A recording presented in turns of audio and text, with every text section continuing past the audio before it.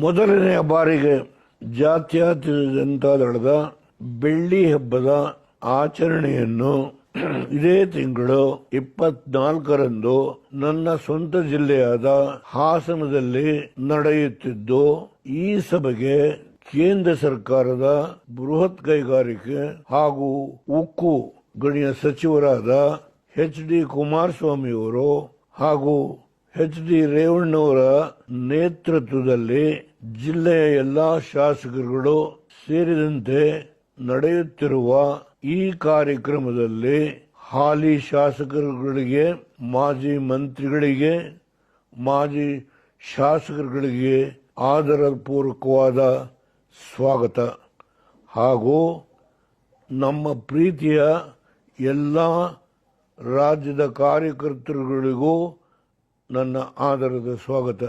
ಬನ್ನಿ, ನಾವೆಲ್ಲ ಒಗ್ಗಟ್ಟಾಗಿ ಈ ಪಕ್ಷದ ಬೆಳ್ಳಿ ಹಬ್ಬದ ಆಚರಣೆಯನ್ನು ಅತ್ಯಂತ ವಿಜೃಂಭಣೆಯಿಂದ ಆಚರಿಸೋಣ. ರಾಜ್ಯದ ಅಭಿವೃದ್ಧಿಗೆ ಕೈ ಜೋಡಿಸೋಣ. ಬನ್ನಿ, ನಿಮ್ಮೆಲ್ಲರಿಗೂ ಸ್ವಾಗತ. ಎಚ್.ಡಿ. ದೇವೇಗೌಡ.